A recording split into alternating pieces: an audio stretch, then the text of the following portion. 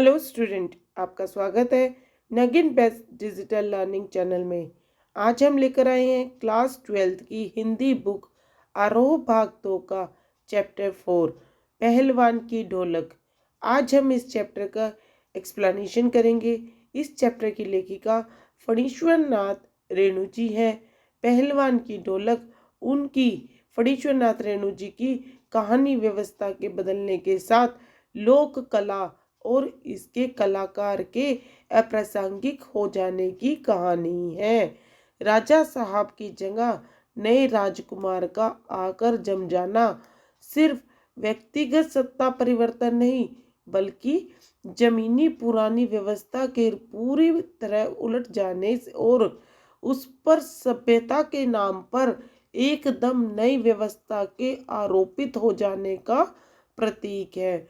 यह भारत पर इंडिया के छा जाने की समस्या है, जो लूटन पहलवान को लोक कलाकार के आसन से उठाकर पेट भरने के लिए हाय तौबा करने वाली निर्हिता की भूमि पर पटक देती है। अब हम अपने लेखक के विषय में, फणीश्वर नाथ रेणु के विषय में कुछ जान जाते हैं, उसके जीवन परिचय के विषय में जानते हैं। उनका जन्म 4 मार्च 1921 में आरोही हिंगना, जिला पूर्णिया, अब अररिया, बिहार में है। जो इनने कई प्रमुख रचनाओं की रचना की, जिनमें उपन्यास, कहानी संग्रह और संस्मरण रिपोर्टाज कई खंडों में है। उन सब की रचना इन्होंने की। 11 अप्रैल सन 1977 में पटना में इनका निधन हो गया। कुछ ऐसे चरित्र होते हैं जो प्राण प्रतिष्ठा पाते ही अपने सिर जनहार के बंधे बंधाए नियम, कानून, नीति अथवा फॉर्मूले को तोड़कर बाहर निकल आते हैं और अपने जीवन को अपने मन के मुताबिक गढ़ने लगते हैं। हिंदी साहित्य में आंचलिक उपन्यास के रूप में प्रतिष्ठित कथाकार फणीश्वर नाथ रेणु का जीवन उतार चढ़ावों एवं संघर्षों से भरा हुआ था। सन 1954 में उनका बहुचर्चित आंचलिक उपन्यास मैला आंचल प्रकाशित हुआ, जिसने हिंदी उपन्यास को एक नई दिशा दी। मैला आंचल हिंदी जगत में आंचलिक उपन्यास पर विमर्श से प्रारंभ हुआ। भाई यहाँ पर गांव की भाषा, संस्कृति और वहाँ के लोक जीवन को केंद्र में ला खड़ा किया। लोकगीत, लोकोक्तियाँ, लोक संस्कृति, लोक भाषा एवं लोक नायक की इस अवधारणा ने भारी भरकम चीज एवं नायक की जगह अंचल को ही नायक बना डाला। भाई जो भारी भरकम चीज एवं नायक की जगह थी ना, वो अंचल को ही नायक बना डाला। उनकी रचनाओं में अंचल कच्चे और अनगढ़ रूप में हो आता है। फणीश्वर नाथ रेणु की प्रतिनिधि कहानियों में पहलवान की ढोलक भी शामिल है। पहलवान की ढोलक यह कहानी कथाकार रेणु की समस्त विशेषताओं को एक साथ अभिव्यक्त करती है। रेणु लेखनी में अपने गांव, अंचल एवं संस्कृति को संजीव करने की अद्भुत क्षमता है। ऐसा लगता है मानो हर एक पात्र वास्तविक जीवन ही जी रहा है। पात्रों एवं परिवेश का इतना सच्चा मिश्रण उन्होंने पहलवान की ढोलक कथा में किया है। रेणु वैसे गिने चुने कथाकारों में से है जिन्होंने गद्य में भी संगीत पैदा कर दिया। अन्यथा ढोलक की उठती गिरती आवाज और पहलवान के क्रियाकलापों का ऐसा सामंजस्य दुर्लभ है। इन्होंने इस कहानी के बदलने के साथ लोक कला और इसके कलाकारों के अप्रासंगिक हो जाने की कहानी है। राजा साहब की जगह नए राजकुमार का आकर जम जाना सिर्फ व्यक्तिगत सत्ता परिवर्तन नहीं, बल्कि जमीनी पुरानी व्यवस्था के पूरी तरह से उलट जाने और उस पर सभ्यता के नाम पर एकदम नई व्यवस्था के आरोपित हो जाने का प्रतीक है। यह भारत पर इंडिया के छा जाने की समस्या है। जो लूटन पहलवान को लोक कलाकार के आसन से उठाकर पेट भरने के लिए हाय तौबा करने वाली निर्हिता की भूमि पर पटक देती है। ऐसी स्थिति में गांव की गरीबी पहलवानी जैसे शौक को क्या पालती। भाई गांव की जो गरीबी होती है वो पहलवानी शौक को क्या पालती। फिर भी पहलवान जीबट ढोल को के बोल में अपने आप को न सिर्फ जिलाए रखता है बल्कि भूख व महामारी से दम तोड़ रहे गांव को मौत से लड़ने की ताकत भी देता है। कहानी के अंत में भूख महामारी की शक्ल में आए मौत के षड्यंत्र जब अजय लूटन की भरी पूरी पहलवानी को फटे डोल की पोल में बदल देते हैं तो इस करुण त्रासदी में लूटन हमारे सामने कई सवाल छोड़ जाता है।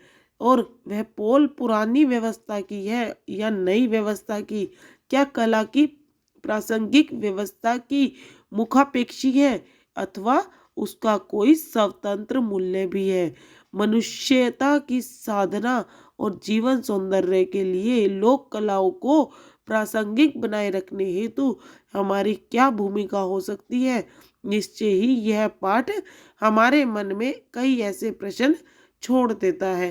भाई फणीश्वर नाथ रेणु ने इस कथा में, इस कहानी में पहलवान की ढोलक में भाषा सरल सहज का प्रयोग किया है। मुहावरे और लोकोक्तियों का सटीक प्रयोग किया है। अलंकारों की ने तो इस कहानी का चार चांद लगा दिए हैं।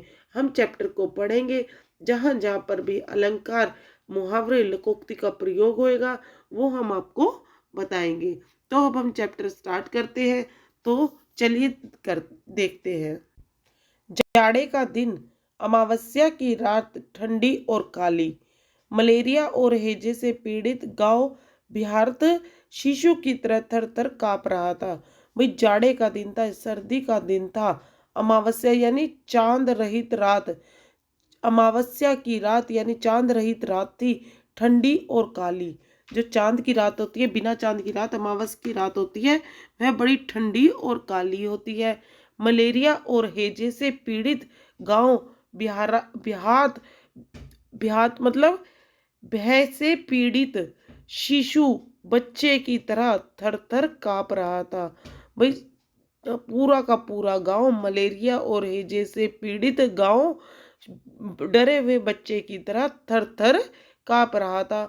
पुरानी और उजड़ी बांस फूसी की झोपड़ियों में अंधकार और सन्नाटे का सम्मिलित साम्राज्य था।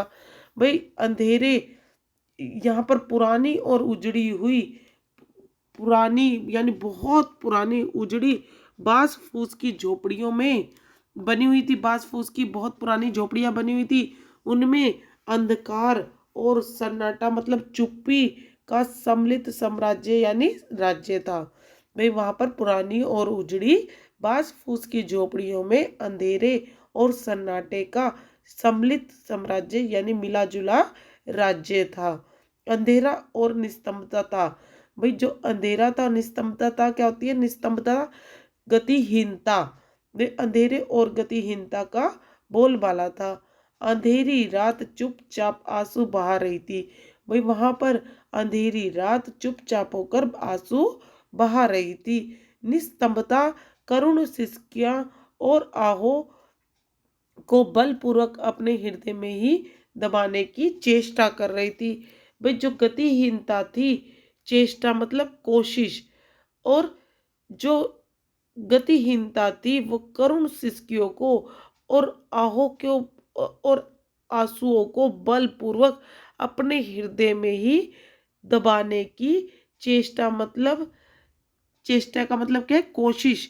भाई अपने हृदय में दबाने की, बलपूर्वक उसे बाहर नहीं आने दे रही थी, अपने हृदय में ही दबाने की कोशिश कर रही थी। आकाश में तारे चमक रहे थे। भाई आकाश में चारों ओर तारे चमक रहे थे। पृथ्वी पर कहीं प्रकाश का नाम नहीं था। पृथ्वी पर आकाश प्रकाश का, ज्योति का किसी भी तरह का नाम नहीं था, क्योंकि अमावस की काली रात थी। आकाश से टूटकर यदि कोई भावुक तारा पृथ्वी पर आ जाना भी चाहता तो उसकी ज्योति और शक्ति रास्ते में ही शेष हो जाती थी।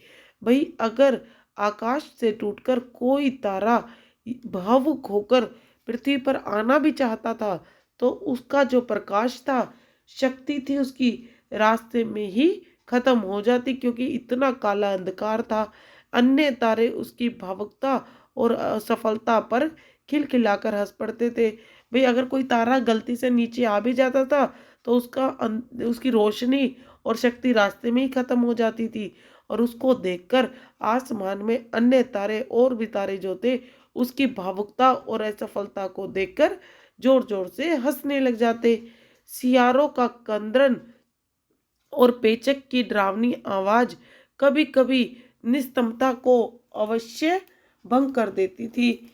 भाई जो सियार मतलब जो वहां पे सियार थे, उनकी कंदरन करती हुई कराहने की आवाजें, उनकी आवाज और पेचक की डरावनी आवाज, उनकी चलने की, उनकी बोलने की आवाज बहुत ज्यादा डरावनी होती है। कभी कभी गतिहीनता को अवश्य भंग कर देती थी, वहां की शांति को भंग कर देती थी। और वहां पर गांव की झोपड़ियों में कराहने और के करने की आवाज, हरे राम हे भगवान की टेर अवश्य सुनाई पड़ती थी। भाई वहां गांव की झोपड़ियों से कराहने और भाई लोग डर के मारे कराहने लग जाते थे, और के करने की और क्या करने की आवाज आती थी, हरे राम और भगवान का नाम लेने की टेर अवश्य सुनाई पड़ती थी। भाई हरे राम और ये भगवान की आवाज जरूर सुनाई पड़ती थी। बच्चे भी कभी कभी निर्बल कंठों से माँ माँ पुकार कर रो पड़ते थे। भाई छोटे बच्चे भी कभी कभी अपने निर्बल कंठों से यानी गलों से माँ कहकर डर के मारी माँ माँ पुकार कर रो पड़ते थे। पर इससे रात्रि की निस्तंभता में विशेष बाधा नहीं पड़ती थी, लेकिन इससे रात की बाधा में यानी रुकावट नहीं पड़ती थी। रात की अंधेरे की रुकावट, गतिहीनता में कोई रुकावट नहीं पड़ती थी। यहाँ पे कहा गया है कि सियारों का विलाप करना, रोना और पेचक की डरावनी आवाज कभी कभी गतिहीनता को भंग कर देती थी, और गांव की झोपड़ियों से करहाने की और के करने की यानी उल्टी करने की आवाज, हरे राम हे भगवान की टेर यानी पुकार अवश्य सुनाई पड़ती थी। भाई झोपड़ियों से तो करहाने की और उल्टी करने की, हरे राम हे भगवान की आवाज ही सुनाई देती थी। और बच्चे भी कभी कभी निर्बल कंठों मतलब निर्बल गलों से माँ माँ कहकर डर के मारे पुकार कर रो पड़ते थे। पर इससे रात्रि यानी रात की निस्तंभता, गतिहीनता में कोई बाधा नहीं पड़ती थी। कुत्तों में परिस्थिति को ताड़ने की एक विशेष बुद्धि होती है। भाई कुत्तों के अंदर परिस्थिति को भापने की यानी ताड़ना मतलब भापने की एक विशेष बुद्धि होती है, एक अलग ही तरह की बुद्धि होती है। वे दिन भर राख के घूरों पर गठड़ी की तरह सिकुड़कर मन मारकर पड़े रहते हैं। भाई वो दिन रात घूरों मतलब गंदगी के ढेर पर दिन भर राख के घूरों यानी राख के गंदगी के ढेर पर गठड़ी की तरह सिकुड़ कर पड़े रहते हैं, मन मारकर पड़े रहते हैं। संध्या या गंभीर रात्रि को सब मिलकर रोते थे। भाई कुत्ते जो होते हैं शाम होने पर या मध्य रात्रि के समय, जब गंभीर रात बहुत ज्यादा रात हो जाती है, उस समय सभी मिलकर रोने लग जाते थे। रात्रि अपनी भीषणताओं के साथ चलती रहती। भाई रात्रि जो है अपनी भीषणता मतलब भयंकरता के साथ चलती रहती थी, रुकती नहीं थी। रात्रि अपनी भयंकरताओं के साथ चलती रहती थी और उसकी सारी भीषणताओं को ताल ठोक कर ललकारती रहती थी। भाई उसकी सारी भीषणताओं यानी भयंकरताओं को ताल जो थी यानी ताल ठोकने का मतलब चुनौती देना, ललकारती थी। भाई सारी भयंकरताओं को ठोक कर अब वो चुनौतियां देती हुई ललकारती हुई रहती थी। सिर्फ पहलवान की ढोलक भाई और सिर्फ जो थी पहलवान की ढोलक जो थी, जो पहलवान की ढोलक थी वो ही संध्या से लेकर प्रातः काल तक एक ही गति में बजती रहती। भाई जब संध्या जो रात्रि अपनी भयंकरता के साथ चलती रहती और सारी भयंकरता को ताल चुनौती देती हुई, लड़ने का निमंत्रण देती हुई ललकारती रहती, यानी लड़ने का निमंत्रण देती हुई चलती रहती थी। और सिर्फ उस समय पहलवान की जो ढोलक होती थी संध्या से लेकर प्रातः काल तक एक ही स्पीड से, एक ही गति से बजती रहती थी। चटधा गिड़धा, चटधा गिड़धा, यानी चटधा गिड़धा, वो अपनी लय बजाते रहते थे, यानी आजा भिड़ जा, आजा भिड़ जा। बीच बीच में चटाक चटधा, चटाक चटधा, यानी उठकर पटक दे, उठाकर पटक दे। यही आवाज मृत गांव में संजीवनी शक्ति भरती रहती थी। भाई जो ये पहलवान की आवाज थी वही सारी रात में मरे हुए गांव में, भाई एक तरह से अंधेरे में डर के मारे पूरा गांव मृत हो जाता था। उसमें संजीवनी शक्ति भरती रहती थी। संजीवनी शक्ति मतलब कि जीवन देने वाली शक्ति भरती रहती थी। लूटन सिंह पहलवान, भाई पहलवान का क्या नाम था? लूटन सिंह। यूं तो वह कहा करता था, भाई लूटन सिंह पहलवान कहा करता था कि लूटन सिंह पहलवान को होल इंडिया भर में के लोग जानते हैं।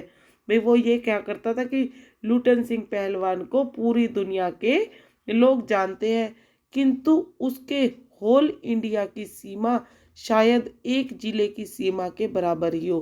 भाई उसकी होल इंडिया की सीमा जो थी, पूरे इंडिया का मतलब था उसकी एक जिले तक ही सीमा के बराबर थी। वो एक जिले की सीमा को ही होल इंडिया कहता था। जिले भर के लोग उसके नाम से अवश्य परिचित थे। भी उस जिले के लोग तो उसके नाम से परिचित थे, उसी को ही वो होल इंडिया कहता था। लूटन के माता पिता उसे 9 वर्ष की आयु में ही अनाथ बनाकर चल बसे थे। भाई जो लूटन पहलवान के माता पिता थे उसे 9 वर्ष की आयु में ही अनाथ बनाकर चल बसे थे। और सौभाग्यवंश उसकी शादी हो चुकी थी और 9 वर्ष की उम्र में ही सौभाग्यवंश उसकी शादी भी हो गई थी। और वरना वह भी माँ बाप का अनुसरण करता। भाई वो भी माँ बाप के, भाई नहीं तो वो भी अपने माँ बाप का ही अनुसरण करता। विधवा सास ने पाल पोस कर बड़ा किया। भाई उसकी 9 वर्ष में उम्र में शादी हो गई थी, उसकी सास भी विधवा थी, उसी ने ही उसको पाल पोस कर बड़ा किया। बचपन में वह गाय चराता, ध्रोषण दूध पीता और कसरत किया करता था। भाई बचपन में वो गाय चलाता था। ध्रोषण मतलब दुधारू पशु के थनों से निकला ताजा दूध। भाई जो वो क्या करता था, गाय चराता था और दुधारू पशुओं का ताजा दूध निकालकर पीता था, कसरत किया करता था। गांव के लोग उसकी सास को तरह तरह की तकलीफ दिया करते थे। भाई गांव के लोग उसकी सास को, विधवा सास को तरह तरह से परेशान किया करते थे। लूटन जो था वो उसको के सिर पर कसरत की धुन लोगों से बदला लेने के लिए ही सवार हुई थी। भाई लूटन जो था उसको अपनी सास से को परेशान होते हुए देखकर उसके मन में लोगों से बदला लेने के लिए कसरत करने की धुन सवार हुई थी। नियमित कसरत ने किशोरावस्था में ही उसके सीने और बाहों को सुडौल और मांसल बना दिया था। भाई रोज नियमित रूप से रोजाना जो कसरत करते करते उसकी किशोरा अवस्था से में ही, यानी 10 से 15 वर्ष की आयु में ही उसके सीने और बाहों को सुडौल और मांसल मतलब जिस पर मांस चढ़ गया हो, मांस चढ़ गया हो, वैसा शरीर बना दिया था। जवानी में कदम रखते ही वह गांव में सबसे अच्छा पहलवान समझे जाने लगा। भाई जब वो जवान हो गया था तो गांव के अंदर सबसे अच्छा पहलवान उसे ही समझे जाने लगा। लोग उससे डरने लगे, भाई सारे लोग उससे डरने लगे। और भाई जब लोग उससे डरने लगे तो दोनों हाथों को दोनों ओर 45 डिग्री की दूरी पर फैलाकर पहलवानों की भांति चलाने लगा। वह कुश्ती भी लड़ता था। भाई वो दोनों हाथों को 45 डिग्री की में घुमाकर और कुश्ती लड़ता था और सारे जगह उसका डर फैल गया था। एक बार वह दंगल देखने श्यामनगर मेला गया। भाई एक बार वो दंगल देखने के लिए यानी लड़ाई देखने के लिए, पहलवानी देखने के लिए श्यामनगर के मेले में गया। पहलवानों की कुश्ती और दाव पेच देखकर उससे नहीं रहा गया। भाई उस दंगल में पहलवानों की कुश्ती को देखकर, दाव पेच यानी तौर तरीके, तकनीक, भाई कुश्ती के तौर तरीके और तकनीकों को देखकर उससे रहा नहीं गया।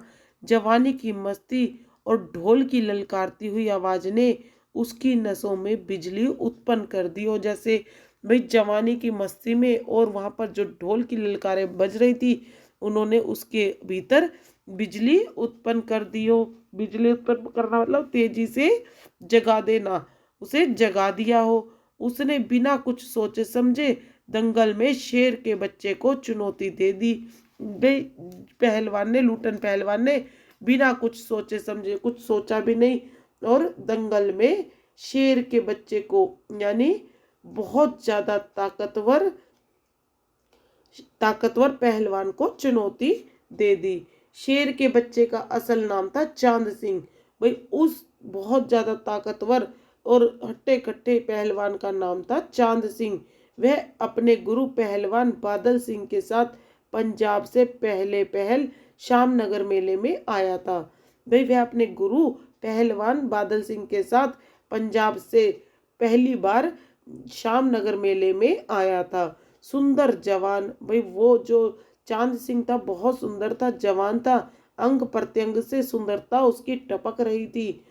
और 3 दिनों में ही पंजाबी और पठान पहलवानों के गिरोह को के अपनी जोड़ी और उम्र के सभी पट्टों को पछाड़ कर उसने शेर के बच्चे की टाइटल प्राप्त कर ली थी। भाई 3 दिन से में ही उसने पंजाबी और पठान पहलवानों को के गिरोह को की जोड़ी, भाई उसने क्या करा था, पठानी और पंजाबी पहलवानों के गिरोह को अपनी जोड़ी और उम्र के, भाई अपनी उम्र के सभी पट्टों को, पहलवानों को, पट्टों यानी पहलवानों को क्या उसने क्या करा था, गिरोह समूह को, पट्टों यानी पहलवान को पछाड़ कर उसने गिरा दिया था, हरा दिया था और शेर के बच्चे की टाइटल प्राप्त कर ली थी, यानी शेर के बच्चे की पदवी प्राप्त कर ली थी।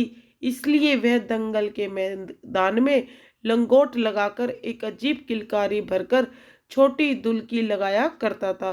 भाई इसलिए वह, जब वो शेर के बच्चे का पदवी उसको प्राप्त हो गई थी, तो वह दंगल के मैदान में एक लंगोट पहनकर एक अजीब ही आवाज निकालते हुए, किलकारी निकालते हुए यानी खुशी प्रकट करते हुए गले से आवाज निकालना। भाई जब वो अपनी खुशी को प्रकट कर रहा था, अजीब तरह की आवाज को अपने गले से निकाल रहा था, छोटी दुल्की लगाया करता था। यानी वो क्या करता था भाई, उछल उछल कर खेल करता था। दुल्की लगाना, उछल उछल कर वहां दंगल में खेल किया करता था अपनी खुशी को प्रकट करने के लिए। अपनी टाइटल को सत्य प्रमाणित करने के लिए चांद सिंह बीच बीच में दहाड़ता फिरता था।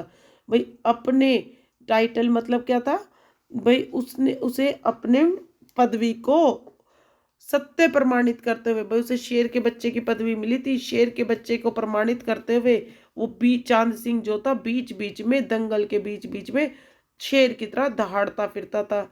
श्याम नगर के दंगल और शिकार प्रिय वृद्ध राजा साहब उसे दरबार में रखने की बात कर ही रहे थे कि लूटन ने शेर के बच्चे को चुनौती दे दी। भाई श्याम नगर के दंगल और शिकार प्रिय, श्यामनगर का दंगल जो था और शिकार को बहुत प्यार करने वाले वृद्ध राजा, बूढ़े राजा साहब उसे दरबार में रखने की बात कर रहे थे। तभी लूटन ने शेर के बच्चे यानी चांद सिंह को चुनौती दे दी। सम्मान प्राप्त चांद सिंह पहले तो किंचित, भाई जिस सम्मान प्राप्त जो था चांद सिंह था, पहले तो किंचित का मतलब शायद, पहले तो शायद उसकी स्पर्धा पर मुस्कुराया। भाई पहले तो शायद उसकी स्पर्धा पर, स्पर्धा मतलब मुकाबले पर मुस्कुराया, फिर बाज की तरह उस पर टूट पड़ा। भाई फिर एक बाज की तरह उस पर टूट पड़ा। पहले तो वो मुस्कुराया और फिर बाज की तरह उस पर, यानी किसके ऊपर टूट पड़ा? लूटन सिंह पर। शांत दर्शकों की भीड़ में खलबली मच गई। भाई शांत दर्शक जो शांत बैठे थे वहां पर, उनके बीच में हड़कंप मच गई। खलबली मतलब हड़कंप मच गई। पागल है पागल, मरा ए मरा मरा। भाई सब उसको, किसको? वो लूटन सिंह को पागल है कहकर पुकार रहे थे। और ये भी साथ में कह रहे थे कि मर जाएगा, मरा है मरा। पर वारे बहादुर, पर उसकी बहादुरी की वाह भी कर रहे थे। लूटन बड़ी सफाई से आक्रमण को संभालकर निकलकर उठ खड़ा हुआ। भाई लूटन जो था बड़ी सफाई से, बड़ी आकर्षकता से आक्रमण को संभालकर, चांद सिंह के आक्रमण को संभालकर वहां से निकलकर उठ खड़ा हुआ और पैतरा दिखाने लगा, और अपना पैतरा दिखाने लगे। भाई पहलवानी के पैतरा दिखाने लगा। राजा साहब ने कुश्ती बंद करवाकर लूटन को अपने पास बुलाया। भाई वहां के राजा साहब ने कुश्ती को बंद कराया और लूटन को अपने पास बुलाया और समझाया, और उसे समझाया। अंत में उसकी हिम्मत की प्रशंसा करते हुए 10 रुपए का नोट देकर कहने लगे, जाओ मेला देखकर घर जाओ। भाई राजा साहब ने उसकी हिम्मत की प्रशंसा की और 10 रुपए का नोट उसे पकड़ा कर कहा, जाओ मेला देखकर अपने घर जाओ। लूटन ने कहा, नहीं सरकार, लड़ेंगे, हुक्म हो सरकार। भाई उसने कहा, नहीं सरकार, हम तो लड़ेंगे, आप हुक्म करो सरकार। तुम पागल हो, जाओ। राजा साहब ने कहा, तुम पागल हो क्या, जाओ यहाँ से। मैनेजर साहब से लेकर सिपाहियों तक ने उसको धमकाया। भाई मैनेजर साहब से लेकर वहां के सिपाहियों ने भी उसको धमकाया। देह में गोशत नहीं, लड़ने चढ़ा है शेर के बच्चे से। भाई देह में गोशत मतलब मांस, उसकी शरीर में मांस तक, देह यानी शरीर में मांस तो है नहीं, और लड़ने चला है शेर के बच्चे से यानी चांद सिंह से। सरकार इतना समझा रहे हैं, भाई राजा साहब तुम्हें इतना समझा रहे हैं, दुहाई सरकार, पत्थर पर माथा पटक कर मर जाऊंगा। भाई दुहाई मतलब विनती है सरकार, दुहाई का मतलब क्या है? विनती। वो सरकार से, राजा साहब से विनती करता है, पत्थर पर माथा पटक कर मर जाऊंगा। भाई विनती है सरकार आपसे, नहीं तो मैं पत्थर पर अपना माथा पटक पटक कर मर जाऊंगा। मिले हुक्म, भाई मुझे कुश्ती लड़ने दे। वह हाथ जोड़कर गिड़गिड़ाता रहा था।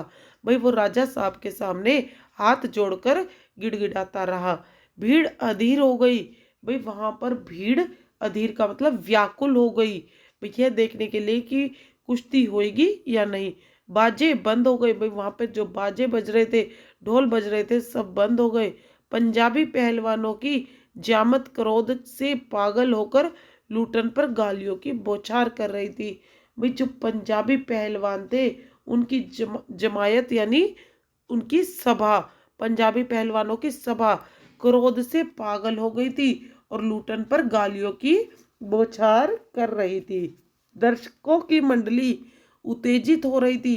भाई वहां पर जो दर्शक थे, उनकी मंडली उत्तेजित हो रही थी। वहां पर वो क्या, वहां पर उत्तेजित होकर दर्शकों की मंडली, और कोई कोई तो लूटन के पक्ष से चिल्ला उठता था। भाई कोई कोई वहां पर जो पब्लिक खड़ी थी, वहां पर कोई कोई लोग तो लूटन का पक्ष लेते हुए चिल्ला उठता था, उसे लड़ने दिया जाए। भाई उसके पक्ष में बोलता था कि उसे लड़ने के लिए दिया जाए, उस समय भाई उसकी हामी भरी जाए।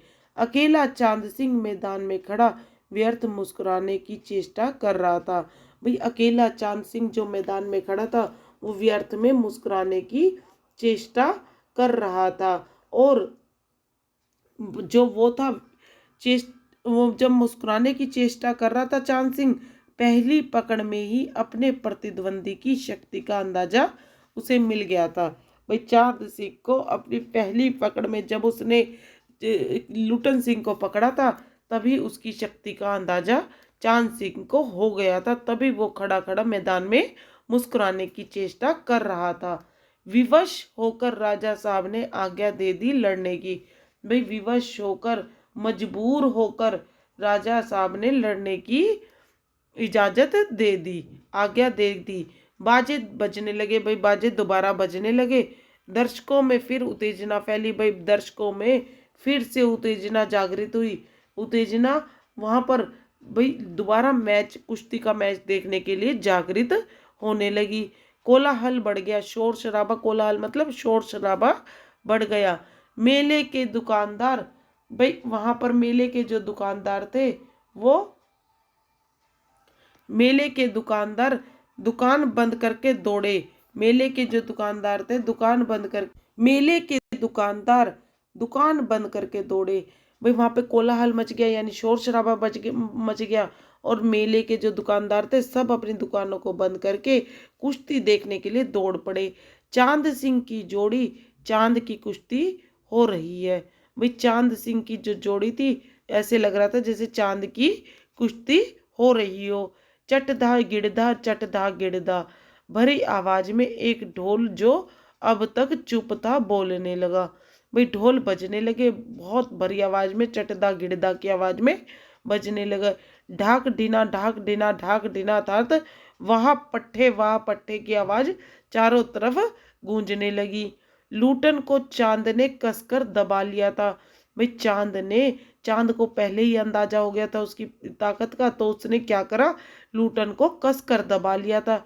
अरे गया गया, सारे दर्शक जोर जोर से तालियां बजाने लगे और चिल्ला चिल्ला कर कहने लगे कि वो तो गया गया, लूटन तो गया गया, पर वहां पर हलवा हो जाएगा। हलवा, हलवा यानी पूरी तरह कुचला जाना। भाई सारे दर्शक तालियां बजा बजा कर कहने लगे, अरे गया, अरे गया, हलवा हो जाएगा। हलवा यानी पूरी तरह से कुचला जाएगा, कुचला जाएगा। हंसी खेल नहीं, शेर का बच्चा है बच्चू। भाई सारे दर्शक ये कह रहे थे ये कोई हंसी खेल का काम नहीं है, यह तो शेर का बच्चा है, चांद सिंह तो शेर का बच्चा है। चट गिड़धा, चट गिड़धा, चट गिड़धा, मत डरना, मत डरना, मत डरना। लूटन की गर्दन पर केहूनी डालकर चांद चित करने की कोशिश कर रहा था। भाई लूटन की गर्दन पर चित करना यानी जमीन पर पीठ लगाकर हराना। भाई जो चांद सिंह था वह लूटन की गर्दन पर अपनी केहूनी कोहनी से डालकर चांद को चित करने, भाई जमीन पर गिराकर उसे हराने की, पीठ लगाकर हराने की कोशिश कर रहा था। वहीं दफना दे बहादुर, भाई ये आवाज हो रही थी कि वहीं पर इसको दफना दो, मार दो। बादल सिंह उसके गुरु बार बार उसको कह रहे थे। बादल सिंह अपने शिष्य को उत्साहित कर रहे थे। भाई बादल सिंह जो चांद सिंह के गुरु थे वो अपने शिष्य चांद सिंह को उत्साहित करते हुए कह रहे थे, वहीं पर दफना दो, बहादुर हो तुम, शेर के बच्चे हो। लूटन की आंखें बाहर निकल रही थी। भाई लूटन पहलवान की आंखें बाहर निकल रही थी और उसकी छाती फटने को हो रही थी। राजमत बहुमत चांद के पक्ष में था। भाई वहां का राजमत, बहुमत सब कुछ चांद के पक्ष में था। सभी चांद को शाबाशी दे रहे थे। भाई सभी चांद का ही पक्ष ले रहे थे, उसी को ही शाबाशी दे रहे थे। लोगों का समर्थन भी चांद के पक्ष में ही था। वहां पर भाई लूटन के पक्ष में सिर्फ ढोल की आवाज थी। सभी लोगों का बहुमत जो वहां के लोगों का था, सभी चांद के पक्ष में थी और लूटन के पक्ष में सिर्फ ढोल की आवाज थी, जिसकी ताल पर वह अपनी शक्ति और दाव पेच की परीक्षा ले रहा था। भाई वो ढोल की आवाज पर ही, अपनी उसकी ताल पर ही अपनी शक्ति और दाव पेच की, अपने पेच की, अपने उसकी कुश्ती के दाव पेचों की परीक्षा ले रहा था, अपनी हिम्मत को बढ़ा रहा था और स्वयं ही अपनी हिम्मत को बढ़ा रहा था। अचानक ढोल की एक पतली आवाज सुनाई पड़ी। भाई उसके कानों में अचानक से ढोल की एक छोटी सी आवाज, पतली सी आवाज सुनाई पड़ी। अचानक से धाक धीना तिरकट तीना, धाक धीना तिरकट तीना। लूटन को स्पष्ट सुनाई पड़ा, ढोल कह रहा था, दाव काटो बाहर हो, जो दाव काटो बाहर हो जाओ। भाई वो कह रहा था, उसको यह सुनाई पड़ा ढोल की आवाज से कि तुम दाव को काटो और बाहर हो जाओ, दाव को काटो बाहर हो जाओ। लोगों के आश्चर्य की सीमा नहीं रही। भाई लोगों में आश्चर्य की सीमा नहीं रही। लूटन दाव काटकर बाहर निकला। भाई ढोल की आवाज सुनकर लूटन दाव काटकर बाहर निकला और तुरंत लपक कर उसने चांद की गर्दन पकड़ ली, और तुरंत ही लपक कर चांद की गर्दन पकड़ ली। वाह रे मिट्टी के शेर। भाई फिर वो बोला, वाह रे तू तो मिट्टी का शेर है, अच्छा बाहर निकल आया। इसलिए तो जनमत बदल रहा था, और वहां का जनमत भी बदल रहा था। मोटी और भोड़ी आवाज वाला ढोल बज उठा। भाई मोटी और भोड़ी आवाज वाला ढोल फिर से बज उठा। चटाक चटधा चटाक चटधा, उठा पटक दे उठा पटक दे। लूटन ने चालाकी से दाव और जोर लगाकर चांद को जमीन पर दे मारा। भाई लूटन जो है ढोल की आवाज से ही अपने दाव पेच खेल रहा था, तो लूटन ने चालाकी से दाव और जोर लगाकर चांद को पटक कर जमीन पर दे मारा। दिना दिन दिना दिना दिक दिना अर्थात चित करो। भाई उसने जो ढोल की आवाज आ रही थी दिना दिना दिक दिना, उसका मतलब था चित करो चित करो। लूटन ने अंतिम जोर लगाया। चांद सिंह चारों खाने चित हो रहा था। भाई जो लूटन ने आखिरी अपना दाव लगाया और चारों कोने चित कर दिए। चांद सिंह के चारों कोनों को चित कर दिया। धा गिड़ धा गिड़ गिड़ धा गिड़ गिड़, वाह बहादुर वाह बहादुर वाह बहादुर। भाई जो ढोलक की आवाज थी धा गिड़ गिड़ धा गिड़ गिड़ धा गिड़ गिड़ की आवाज से, उसका मतलब था वाह बहादुर, यानी उसकी तारीफ की जा रही है, वाह बहादुर वाह बहादुर। जनता यह स्थिर नहीं कर सकी कि किसकी जय ध्वनि की जाए। भाई जनता इसका फैसला नहीं कर सकी कि जय ध्वनि यानी जयकार जय जयकार की जाए। भाई चांद सिंह की जय जयकार की जाए या लूटन की जय जयकार की जाए, जनता इसका फैसला नहीं कर पा रही थी। फलतः अपनी अपनी इच्छा अनुसार किसी ने माँ दुर्गा की, महावीर जी की, और कुछ ने राजा श्यामानंद की जय ध्वनि की। अंत में सम्मिलित जय से आकाश गूंज उठा। भाई लोगों ने जो अंदाजा नहीं कर पा रही थी, उन्होंने अपनी अपनी इच्छा से, किसी ने माँ दुर्गा की जय की, किसी ने महावीर जी की जय की, और कुछ ने राजा श्यामानंद की जय की, और अंत में सारा आकाश जयकारे से गूंज उठा। भाई विजयी लूटन कूदता फांदता ताल को ठोकता सबसे पहले बाजे वालों की ओर दौड़ा। भाई जो लूटन सिंह था जो जीत गया था, वो कूदता फांदता यानी उछलता कूदता हुआ, और खुशी से उछलता कूदता हुआ, ताल ठोकता हुआ सबसे पहले बाजे वालों की ओर दौड़ा और ढोलों को श्रद्धा पूर्वक प्रणाम किया। भाई जो ढोल थे उनको श्रद्धा से प्रणाम किया। फिर दौड़कर उसने राजा साहब को गोद में उठा लिया। उसके बाद उसने राजा साहब को गोद में उठा लिया। राजा साहब के कीमती कपड़े मिट्टी में सन गए, और उसको जब राजा को गोद में उठा लिया उसने लूटन ने, तो राजा के जो कीमती कपड़े थे वो मिट्टी में सन गए। मैनेजर साहब ने आपत्ति की। भाई मैनेजर साहब ने उस पर आपत्ति की यानी गुस्सा दिखाया। भाई मैनेजर साहब को ने उस पर आपत्ति की। हे अरे अरे, वो लूटन को कहने लगा, अरे अरे तुम ये क्या कर रहे हो। किंतु राजा साहब ने स्वयं उसे छाती से लगाकर गदगद होकर कहा, जीते रहो बहादुर। भाई राजा साहब ने स्वयं उसे लूटन को छाती से लगाकर गदगद यानी खुशी से, राजा साहब ने स्वयं उसको कहा खुश होकर कि जीते रहो बहादुर, और तुमने मिट्टी की लाज रख ली। भाई तुमने इस मिट्टी की लाज रख ली। पंजाबी पहलवानों की जमायत चांद सिंह की आंखें पोंछ रही थी।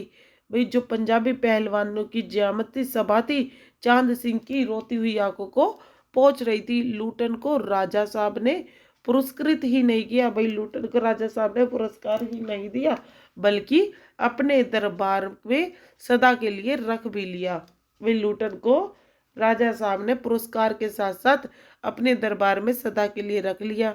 तब से लूटन पहलवान हो गया। भाई जब से लूटन क्या हो गया, राज पहलवान बन गया। राजा साहब उसे लूटन सिंह कहकर पुकारने लगे। भाई राजा साहब ने उसको लूटन सिंह कहकर पुकारने लगे। राज पंडितों ने मुंह बिचकाया, हुजूर जाति का सिंह है। भाई राज पंडित जो थे उन्होंने मुंह बिचकाया, यानी उन्होंने घृणा भाव व्यक्त की और कहा कि यह तो जाति से सिंह है। मैनेजर साहब क्षत्रिय थे, भाई वहाँ जो मैनेजर थे वो क्षत्रिय थे। क्लीन शेव्ड, चेहरे को संकुचित करते हुए अपनी शक्ति लगाकर नाक के बल उखाड़ रहे थे। भाई जो वो मैनेजर साहब थे वो क्लीन शेव थे और चेहरे पर उनके संकुचित यानी सिकुड़ता हुआ उन और सिकुड़ता हुए अपनी शक्ति लगाकर नाक के बाल उखाड़ रहे थे। चुटकी से अत्याचारी बाल को रगड़ते हुए बोले, हाँ सरकार यह अन्याय है। भाई जो मैनेजर साहब थे क्लीन शेव थे और चेहरे पर संकुचित यानी वहां पर चेहरे पर संकोच सिकुड़ते हुए चेहरे को सिकोड़ते हुए अपनी शक्ति लगाकर नाक के बालों को उखाड़ रहे थे और चुटकी से अत्याचारी बाल को रगड़ते हुए बोले, हाँ सरकार यानी राजा साहब यह तो अन्याय है। राजा साहब ने मुस्कुराते हुए सिर्फ इतना ही कहा, उसने क्षत्रिय का काम किया है, भाई उसकी जाति पर ना जाओ, वो उसने क्षत्रिय का काम किया। तो हमने इसका ये चैप्टर यहीं तक पढ़ा। इसका पार्ट 2 अगली वीडियो में करेंगे।